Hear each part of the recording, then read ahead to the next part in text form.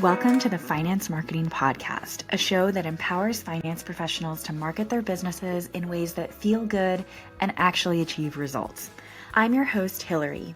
I've been working with folks in financial services to develop marketing strategies that work and create results-oriented marketing content since 2020. And I've learned a lot about what works in finance marketing, what doesn't work, and where financial services pros get stuck. Join us each Friday as we explore real, effective ways to market your finance business and connect with folks who truly embody your ideal clients. My guest today is someone I have always admired on LinkedIn and who has actually given me some really great book recommendations over the years. If you haven't connected with Mando yet, Mando Salivanti is a strategic financial planner for SaaS CEOs, execs, and sales reps. He helps them turn their SaaS success into lasting legacies by providing tailored strategies that go beyond the numbers and understand the emotional weight on your shoulders. Holistic solutions, including succession planning, retirement diversification, and legacy building, and the assurance of clarity, confidence, and peace of mind. So during our conversation, Mando shares how he consistently creates great content by partnering with his compliance team rather than fighting against them. And he also shares about how many discovery calls he averages per month now that he's been posting on LinkedIn so consistently, which is such a generous thing for him to share. I know you're excited to hear about that, so let's jump in. Mando, thank you so much for sitting down to chat with me today. I'm so excited that we can make this happen. Yeah, I'm excited. I appreciate you having me. So I would love to start just kind of with your background origin story. Maybe you can start with your decision, why you decided to become a financial advisor, how you got into the field, what you really love about being a financial advisor, and then we can dive into the marketing part of it. So when I was a kid growing up, I always thought I was going to be a doctor. And my father's a family doctor, and that was really the driving force there, just following in his footsteps. And I was being pushed in that direction by a lot of people, and not like in a bad way or anything, but I was like, hey, like people like my dad, we have a good life. Like we have Christmas presents on Christmas. So I wanted to be like my dad, and went through school, got to college. I was pre-med. Long story short, I just really figured out it wasn't going to be for me, and I didn't want to do that. I didn't want to go to school for 9 years. So my dad helped me out, and he's like, look, that's fine. I don't care that you're not going to go to medical school, but I care that you figure out what you're going to do, and you go into something that you could actually make a good life for yourself. Mm-hmm. So he started setting me up on networking chats, and the second call I made was to his advisor, and that's Timmy Lavelle, and Timmy's one of my partners now. When I talked to Timmy, it was just like he told me stories about financial advising and what he's done for people, how he does things, the impact it has. And I realized, hey, I could help people doing this just as much as my dad helps people with medicine, just in a different way. So that was what led me to want to go into financial advising. And I went through college. I played football in school. There was a little piece there where I was like, maybe I'll go play professional football, but ended up just coming into this career, and that's how I got here. That's such a cool story. So did you start at the same firm that you're at now? You've been at the same firm since the beginning of your career? Yeah, so Timmy was at a different firm before, when I was in college, and I was interning with him unofficially, or unofficially, I should say. Like, I was just around him, seeing the business, seeing the things he did, doing some admin type work for him, but just being in the environment. And I interned officially in 2020. That was with the firm that I'm with now, Mass Mutual Greater Philadelphia. And I started with them in 2020 full time and have been with them since. And I'm really grateful for where I started. I think with this industry, where you start could completely make or break your career. And I'm very blessed to have resources around me with the firm, but not just resources like on paper, like resources in terms of people who care and true experts. Like everybody calls themselves an expert, but we have true subject matter experts in specific areas that I would not have clients that I have, or not have the opportunity to get clients I will get now and in the future, even because of those people around me. Yeah. Yeah, so how have you kind of staked your claim and kind of built up your own personality within Mass Mutual? Because I know, having been connected with you on LinkedIn for quite a while, you have a really standout personality and you're a very recognizable person on LinkedIn. So what was kind of your journey into that and not maybe just like fading into the background, like you said, of just like calling yourself an expert like everyone else does? It's funny, Hillary. When I was in college, I was reselling sneakers and I built that business up on the side. That was almost 10,000 followers. And at my peak, I was doing 100 and some pairs a month in sneaker reselling, which the shoes I was selling, I'd probably say the average price was around $300. So the revenue was high. Now, margins were small, but besides the point, I got a ton of experience in business and branding. So I get into this business. I'm like, okay, well, I'm not going to build this on Instagram. Like, you don't go to Instagram for a financial planner. Maybe some people do, honestly, but I just thought, what's the best place for me to do this? And LinkedIn was that place. So, my first year in business at Mass Mutual, I had a record setting year in terms of revenue and metrics that were measured off of.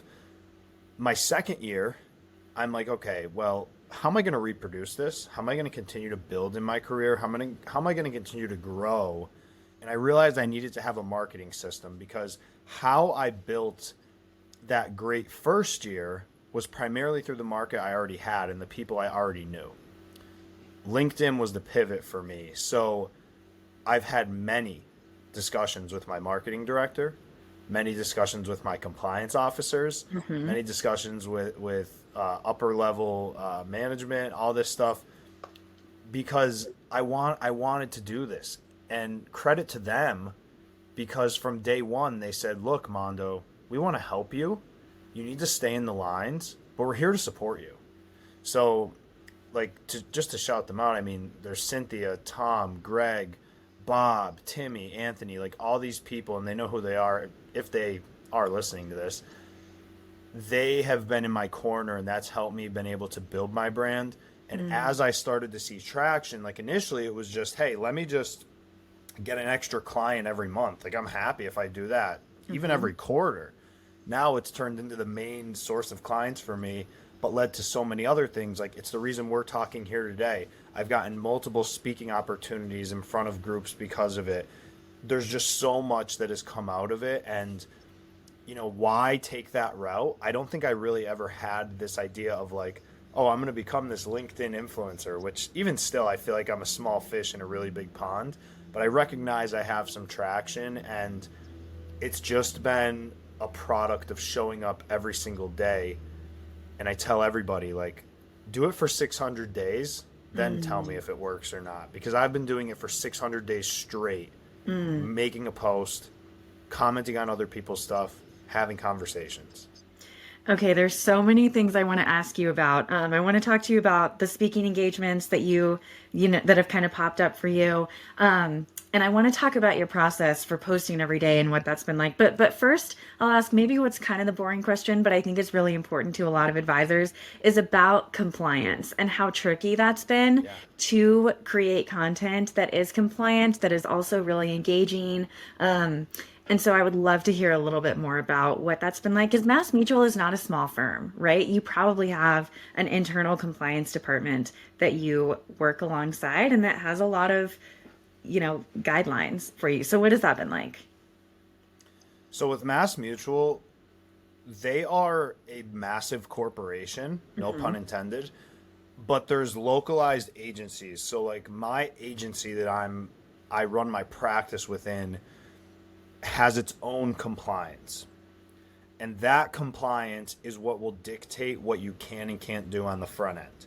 So every single firm out there, Mass Mutual, LPL Financial, Merrill Lynch, Northwest Mutual, whoever you work for, you have to talk to your own compliance to figure out what you can and can't do because there is nuances. But from my compliance, the general gist of content and what I can and can't do, the good news is the stuff that they like is also the stuff that people actually want to read. So what do I mean by that? When I first started posting content, one of the things in my mind is head trash or negative limiting belief, I would say. Mm. I'm a young advisor. I don't know everything. I don't want to look stupid to other advisors who might know more than me and been around the block a time or two more than me. The reality is, I'm not talking to them. I'm talking to potential clients. So the conversation of what potential clients are going to be engaged in is going to be way different than that avatar of a person. Mm-hmm. So what's that difference look like? Most advisors, including myself when I started posting content, it was, here's the 5 best tax strategies and why, and this crazy complex thing, and this investment strategy, and this rate of return. And that's the stuff compliance hates. Like, if you want to get your compliance mad, go talk about that stuff. Now, that's not saying don't talk about investing in general, don't talk about taxes in general, but no one wants to read that, quite frankly. Nobody is going to LinkedIn or any social media to get financial advice. They are going there to build relationships. They are going there to be provoked mentally, thought provoked. What they want to see is, does this guy understand me? Is he someone who could help me? Is he someone who understands the unique challenges and the outcomes I'm looking for? So what I've pivoted to as I've gotten more traction in my content is dialing in what are the emotions that the person I want as a client is feeling. Mm-hmm. What are the situations they're facing? What are the challenges they're facing? How does that show up in their life every day? And how does finance integrate into that? If you're talking about that type of thing or things, it's very hard to get on compliance's bad side.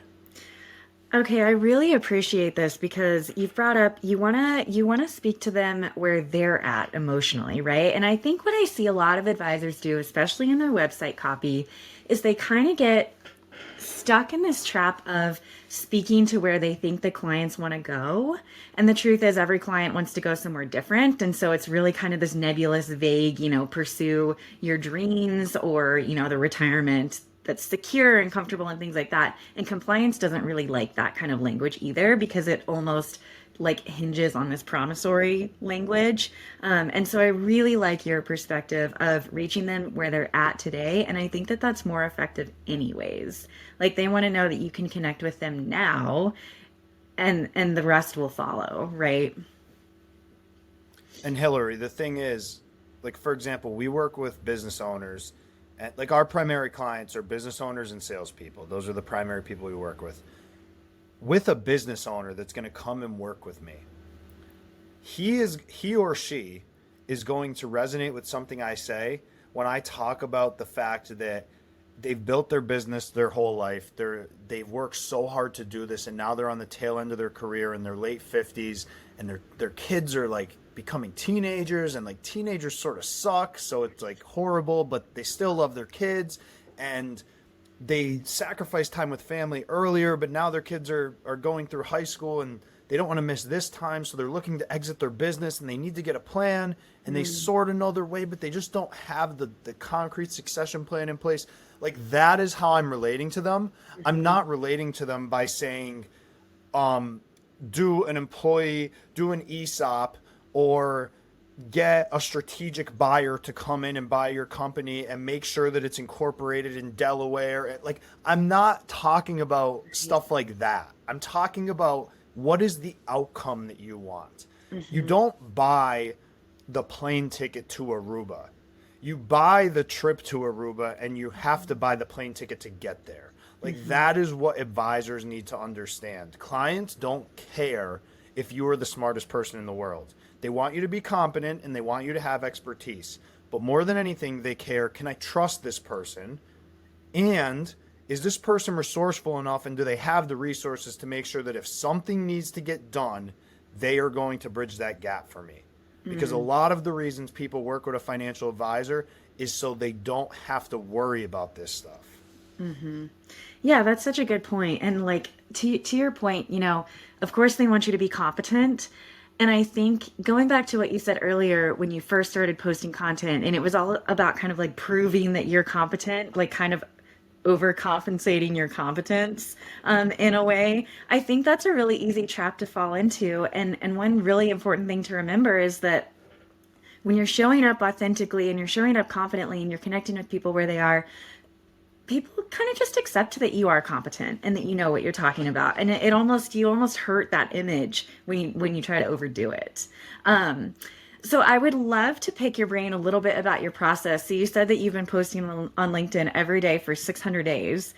So that's almost 2 years at this point. Has it truly been every day? Have you missed any days? So it's been every day since July 19th of 2022. Wow. It's probably longer than that. That is just the day that I know I sat down and actually was like, I have a strategy. Now, Mm, the strategy then has completely evolved. Like it mm, was elementary compared to what I'm doing now. But whatever, it's like 570 or 80. Like I don't know the exact number. But right. anyways, it has been true. It has been truly every day. There have been days where my engagement has been less in terms of like the number of comments I leave and whatever because life happens. I mean, there's client meetings, there's whatever comes up. But yeah, it's been consistency, and I have systems and processes behind me just to make sure that that happens. Mm, Just like I don't miss a meeting with a client, my actions that go into social media for my business are just as valuable to that. For a lot of mm. advisors, that's seminars, that's webinars, that's cold calling. Maybe it's calling on a book of business they purchased. Like my time for stuff like that is my LinkedIn time because of the business I'm getting from it. Mm. Would you mind sharing a little bit about the behind the scenes of your strategies and systems and Yeah. processes and how those have evolved since July 19th, 2022? Yeah. Yeah. So originally, like in 2022, I didn't have near the business I have now. I mean, I had clients and like I was successful in making money, don't get me wrong, but it's just a completely different evolution now. So I've had to really dial in my time and my schedule to be able to do that. So what I do now, every morning from 7 to 9, I go on LinkedIn and I have a Excel sheet of people that I tune into their stuff and I know they post between that time and I'm going to go comment on their stuff, support them. Most importantly, I enjoy the content that they post because I think like if you're just out there engaging to engage, that's not what it's about. LinkedIn is about making relationships. So if you're going to engage with other posts to get your face out there, it should be stuff you enjoy reading. Mm-hmm. Like it is a part of my work, but it's not a job, quote unquote, because I enjoy the stuff that I'm reading. So Hmm. with those people, I go right down the list. Boom, boom, boom, boom, boom. Comment, like their stuff, interact with them, talk with them, maybe comment back to some people on their posts. The whole idea is it just gets more exposure on me. Now, I post at 8 o'clock Eastern every single day. And then in between, I'm responding to comments on my post, trying to have good discussions and like actual dialogue because it's not just like thanks or awesome or sending emojis back to people. Like, I genuinely appreciate and don't take lightly when people comment on my stuff because it literally supports my business in some way, Hmm. shape, or form. So I try to thoughtfully respond when someone gives me a thoughtful comment. So that's like the activity portion. And that's 2 hours every day. So about 14 hours a week. I'll be on LinkedIn throughout the day if I have like downtime or whatever. But I do that instead of Instagram or instead of Twitter. Hmm. Like I couldn't even tell you the last time I logged into Twitter. But anyways, that's what I do for engagement. Now, content creation. I block off time on Sundays to do my content creation for the week. And sometimes I'm far ahead. Sometimes I'm like, okay, I have 2 posts and I need to make content for the week. I don't make content every single Sunday if I'm far ahead. But if I'm winding down, like it's funny we're talking right now because this past Sunday, 2 days ago, I had like 3 posts scheduled. And I'm like, all right, man, you got to like get ahead of the curve here. So I put in a shift and like I got some content put out and that's in the calendar, you know? But I have a content calendar that I use. So I have no problem sharing this as well. Like Mondays is a post that's going to be heavily promotional of like, I want Hmm. to book meetings. Tuesdays are going to be to position myself as an expert in financial planning and give some advice. So like today, I had a video, and it was a video about the tax code and it being an incentive system rather than a punishment, and just some advice around taxes and behaviors that are incentivized. Wednesdays will be promotional to my newsletter. Thursdays, what are Thursdays? Oh, Thursdays will be a personal story just to like share about my financial journey or my journey in general. Fridays will be like a meme and like something funny.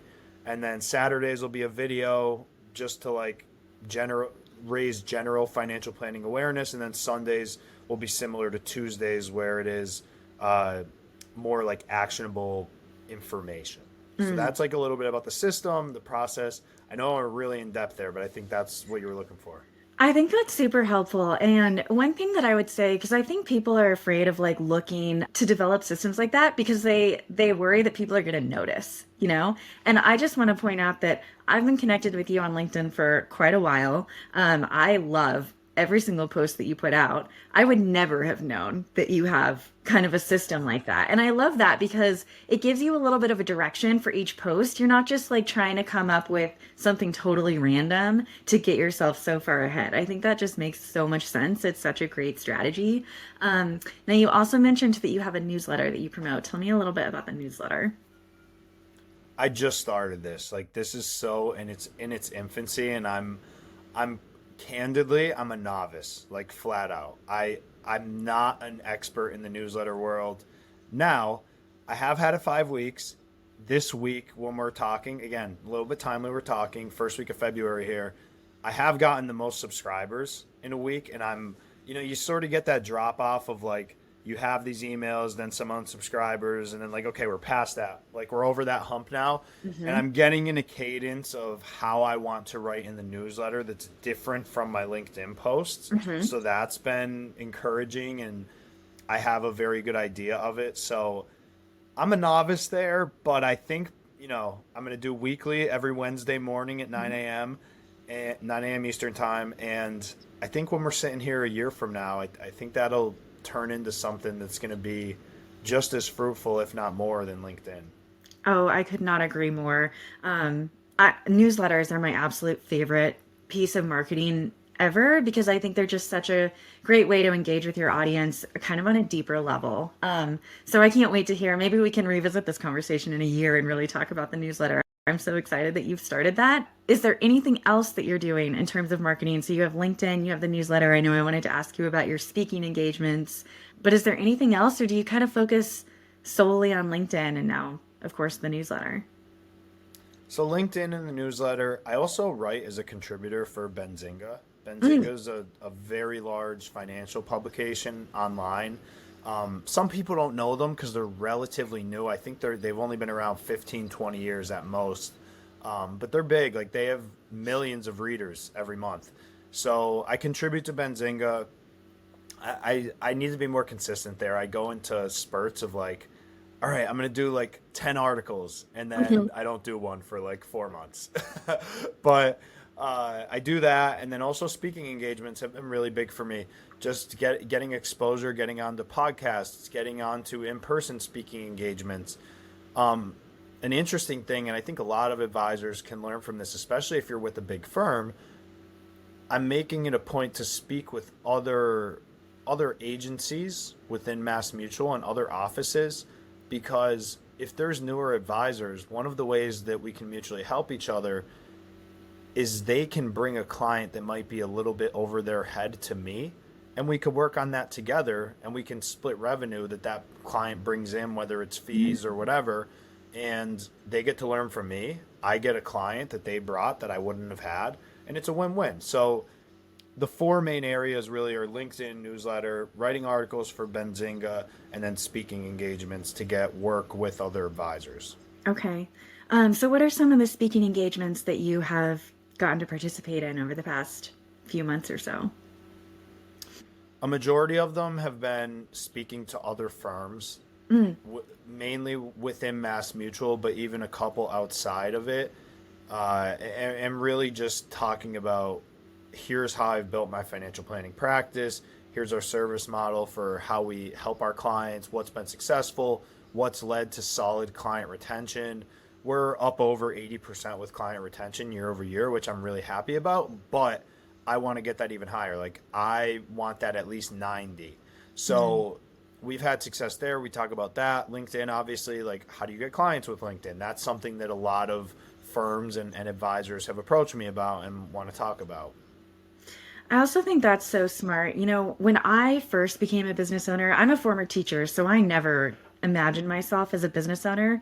And I came into it kind of having this, what I know now is totally incorrect view that business is very, very competitive and you have to be like, you have to stand out from your competitors, quote unquote. And I have really just found that not to be true, and that making relationships with people who do the same things that I do, not only do we learn from each other and benefit from each other, but we're also each other's best referral systems as well. And so I think that's a piece of marketing that a lot of people kind of forget about sometimes, that marketing also includes developing relationships. I know, like in the finance world, a term that's thrown around all the time is center of influence, and so kind of developing your center of influence with other professionals, and especially professionals who serve your clients adjacently, is it can be such a big piece of it. Yeah, it's very interesting to me, like with my position now, other advisors have in a way become my client, like Mm-hmm. younger ones, Mm-hmm. because now it's like, okay, you need to learn. I am happy to take a new client that's a fit for who I'm typically working with. We can mutually help. And yes, the client is my client, but like that advisor sort of becomes my client. And like Mm-hmm.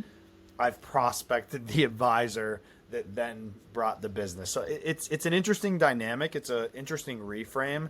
I think if you run your practice with a big firm that there's a good network, it's a very great way to help build your business. Yeah.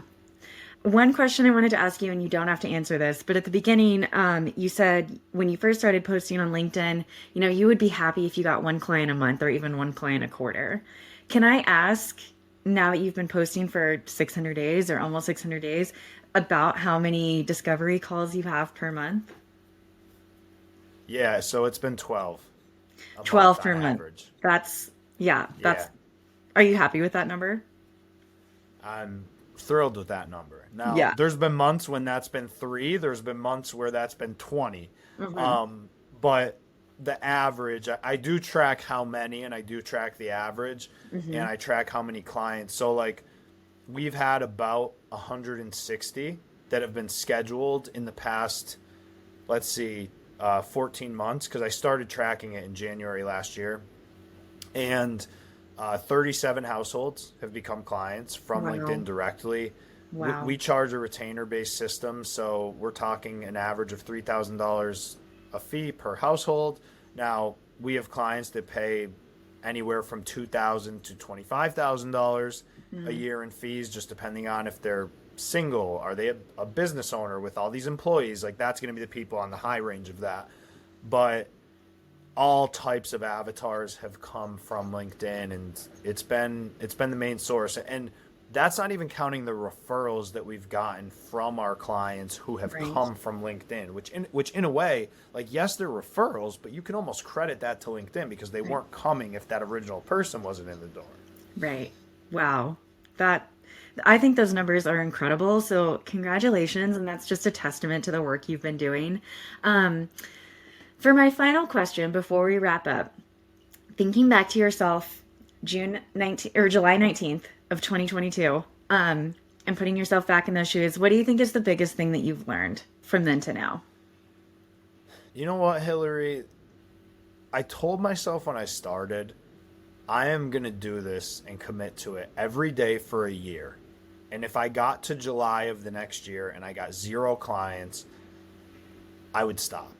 But at the same time, I looked at it and I said, it would be unreasonable to sit here a year from now if I committed posting one time a day and being on this platform for an hour a day, every day for 365 days. It would be unreasonable to expect to not get clients. Like Mm. it just by collateral damage. I could suck at what I do and I would probably have gotten clients over a Okay. year of doing that every single day. Now, I'm not saying everybody's going to book 12 discovery meetings a month. I don't book that every single month. It's an average. There's been months that make that skew higher to the upside. I'm dialing in marketing. I'm trying to get into a more niche demographic of people. So that number is probably going to decrease, but the quality will probably increase, Mm. which is fine because it's not about the number. It's about what's the quality you're getting. You know what I mean? Um, but I just think for any advisor out there, it is the best leverage of your time and how you can turn a quote unquote busy business into a lifestyle business. Mm. Because now my time, besides 7 to 9 a.m., which in the grand scheme of things is really none of my time. Like, yes, it's 14 hours a week, but it's 9 a.m. My marketing is done. I have all day for client meetings. Like, that is so much time if you ask me. I've been able to get new prospects on my calendar when I'm on vacation. I've been Mm. able to do all of the work I need to do for clients. I think my capacity as a financial planner in terms of how many clients we could take in is higher Mm-hmm. because of the way we get our clients through marketing. There's just leverage behind it. I really don't think there's a better way to build a business. It's not easy. It's hard to do, and there's definitely nuance to it. I think a lot of people need to hire someone to help them Mm-hmm. and get that writing help and whatnot. I'm fortunate. Like, I like the writing. I like Mm-hmm. the engaging. I understand the marketing stuff. I studied marketing in college. I've had coaches. I've done a lot of this stuff. So I'm able to do a lot of it myself, quite frankly, because I enjoy it. But some Mm-hmm. advisors, you might need help, and that's fine if you get help. Yeah. Yeah, I love that. So, obviously, we can find you on LinkedIn, but where else can listeners find you if they're curious to learn more about you? We'll stick to LinkedIn for now. Stick to There's LinkedIn. Yeah. there's there's stuff that will be coming in the future, but pending some compliance approval. So we'll just stick Okay. to LinkedIn for now. Great. All right. Well, thank you so much for this conversation, Mondo. I feel like I learned so much about you and really appreciate you kind of getting into the details of your system and processes. I think that's so helpful. So, thanks for being here. Yeah, appreciate you having me. I really enjoyed it.